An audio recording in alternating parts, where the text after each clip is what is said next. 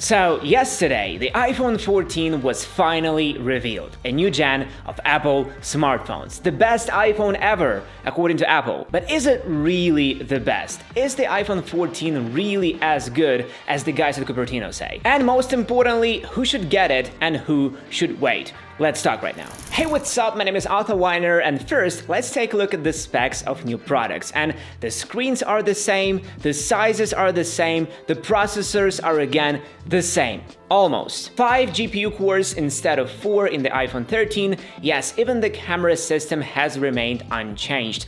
I don't know how Apple will motivate people to update their iPhones, but at the moment, the iPhone 14 looks like Apple needs to sell the rest of the past gen models. And even this theory doesn't make sense, since Apple's range of iPhones is currently as wide as possible. Not only did they ditch the mini model, they added, or rather brought back, the Plus model. And the iPhone 13 is still available, and I'll tell you more. Right now on Apple's website you can order the iPhone 12. The switch from iPhone 12 to 13 model already was questionable. Now, looking at the specs of new products, the transition from 13 to 14 literally doesn't make any sense. And yeah, there will certainly be small software features exclusive for the iPhone 14 lineup, but it doesn't change a thing. For those who already have an iPhone 13 in their pocket, the switch makes absolutely no sense. But nowadays, too few people update their phones every year. Apple understands that and makes only minor changes that make sense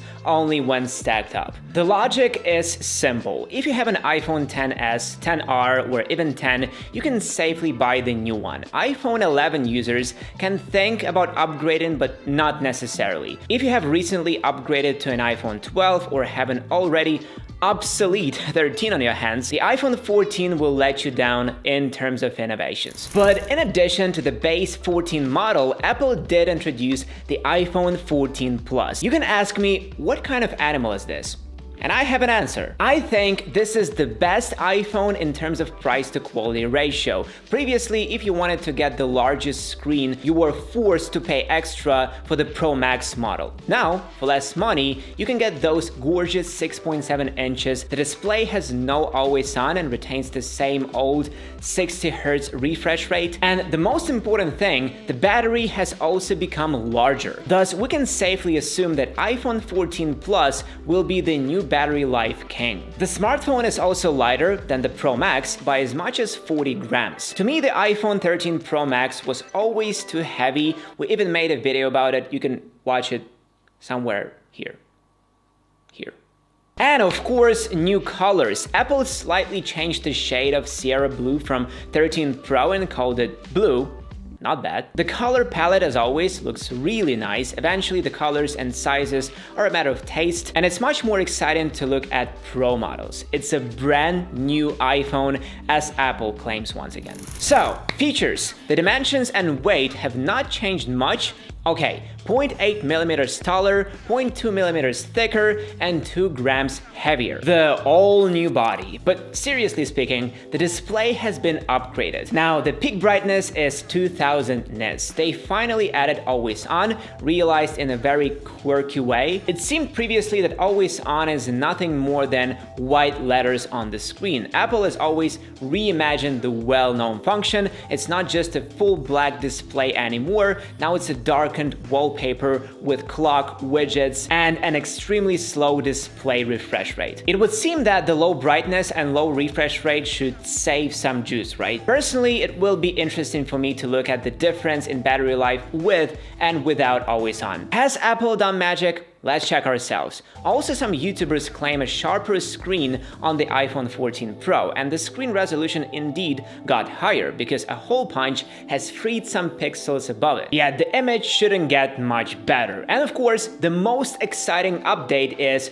drumroll please, the dynamic island. It seems to me that only Apple could call a simple notch redesign with such a fancy name. But this is not just a redesign, it's a complete reimagination of the interaction with the workspace. Now it is a dynamic panel that can have different shapes. Music player, notifications, basketball game scores, lock icon, webcam activation monitoring. All this is really cool, and most importantly, it is now a functional element which which does bring some usefulness to the table. To be fully honest, I have a feeling that when watching content, this cutout will be even more distracting, but I suppose it's just a matter of habit. Like I said before, Apple really reinvented the notch. In fact, this example perfectly demonstrates all the charm of Apple's engineering. I don't know about you, but I really like how the guys from Cupertino bind the software and hardware together. But there is a feeling that this dynamic island will be too dynamic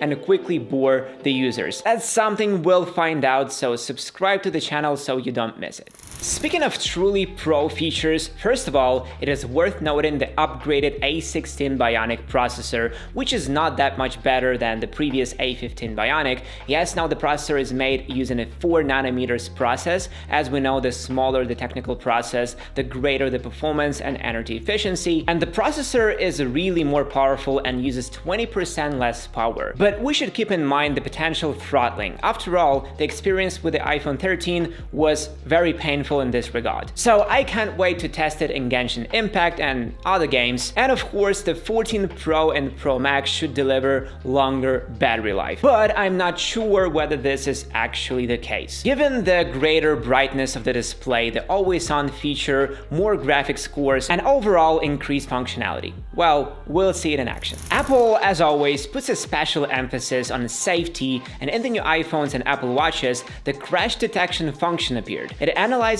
your movements and in case of accidents or emergencies, automatically sends a message to 911 or your emergency contacts. Moreover, such requests can now be made via satellite communications. Apple has paid attention to making this function possible without bulky antennas. As a result, new iPhones have a special app which shows in which direction the satellite is. All you need to do is hold your phone in the right direction so the message could go through. This is a valuable addition that you hopefully will never use. And finally, the camera. Apple directly claims that iPhones are often used by filmmakers, so the special emphasis in the Pro model is made on cameras. This update has brought a larger 48-megapixel main sensor instead of 12 megapixel ultra-wide and 12 megapixel telephoto. They got wider apertures and improved low light. Also, sensor shift optical image stabilization got upgraded. And speaking of video stabilization, a dedicated action mode was added. If it works as shown at the event, I'm sold. Shut up and take my money, Apple. Night photography has also been remade. The new processing technology is called Photonic Engine, and it should deliver up to 2 times better low-light shots than the iPhone 13 Pro. According to Apple, of course. Again, I really want to believe. Also, the guys from Cupertino didn't forget about the cinematic mode, which now supports 4K HDR at 30 and 24 FPS. The front-facing camera has received an autofocus, Photonic Engine, and wider aperture, f1.9 versus 2.2 in the previous gen. This should really give much better, sharper selfies. And that's it. This year it turned out that the regular iPhone 14 does not differ much from the 13 except for the colors, and the A15 Bionic processor taken from the 13 Pro. I personally would not consider it worth the upgrade. However, the 14 Plus model is definitely interesting if you want to feel all innovations. The 14 Pro and Pro Max are the ones to buy. Dynamic Island looks fresh, modern, and really eye-catching. Yet again, we have to test it all out. Some features like 4K cinematic mode, Dolby Vision, and Pro RAW still make no practical sense while the transfer is only wireless. Just give us fast Type-C already. In the meantime, we're waiting for the pre-order on all iPhone 14 models. Click on subscribe button and see you in the next one.